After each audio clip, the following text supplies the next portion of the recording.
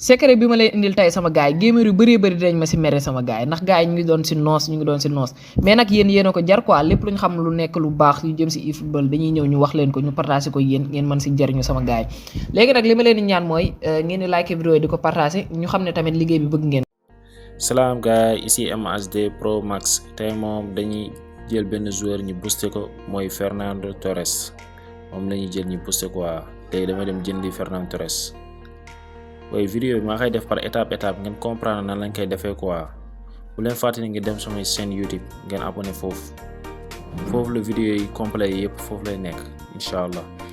léegi pour jënd nañ Fernando Torres ba pare léegi dañuy dem seeti ko waaw mu ngi nii Fernando Torres léegi dañuy dem si entraînement technique yi léegi ñu jënd entraînement technique yi léegi jënd nañ entraînement technique yi ba pare 32 sur 32 léegi ñu def après ñu bës procéder léegi entraînement bi terminé léegi dañu duggaat ci Fernando Torres après duggaat ci progression des joueurs après fii la ñuy yokkee affaire yi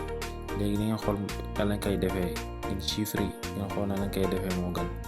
léegi concernant léegi dañuy yokk léegi ñu def ko 10 ñu def ko 8 après ñu def fi 4 fii ci kaw ñu def 9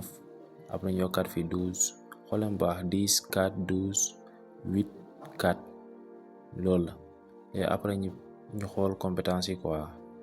après xool compétence yi ba pare dañuy bës bouton retour léegi bi ñu génnee gars yi maa leen dalal sama chaîne YouTube bu leen fàtte ngeen abonné ngeen like ngeen partage ngeen yokk ma doole sama gars yi léegi dañuy ñëw si Boston bi quoi léegi dafa am ñaari quoi dafa am spécifique après am aléatoire léegi spécifique lañ dugg parce que compétence yi vrai joueur yi foofu lañu nekk quoi léegi dañuy dugg fu ñu bind bouton ajusté il faut nga am 100 nag léegi ñu dugg spécifique léegi ñu cherche wala instinct attaquant gardien léegi instinct attaquant lañ cherche mooy bosam quoi léegi moom lañ dugg nii ñu xool compétence yi quoi mooy bosam léegi dañ koy choisir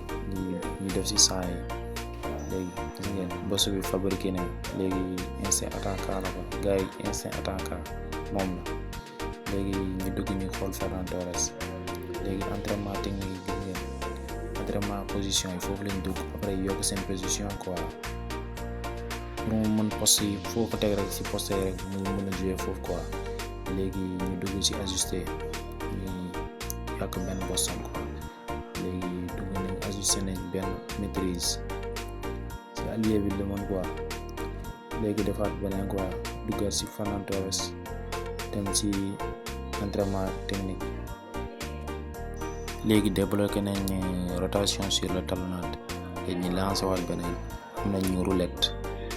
après ñu lancé waat une nouvel entraînement am nañu frappe de loin léegi ñu lancé waat encore am nañu double contact double spécialité am quoi léegi am nañu passe lobé basse léegi ñu lancé waat ñu am tir acrobatique boobu compétence après ñu essayé waat encore ñu lancé ñu am football 10 léegi boobu mooy compétence léegi dañuy génn kay bu leen fàtte ngeen like ngeen abonné ngeen partage seen xarit yi quoi ba beneen sama gars yi. damay ñëw wax si li nga xamante ni mooy gis naa ni ngeen abonné ak doole ak ni ngeen di aimé vidéo yi kontaan naa si yéen bu baax a baax aw ma seen fay gis naa ni ngeen liké vidéo yi bu baax a baax gars yi nag gis ngeen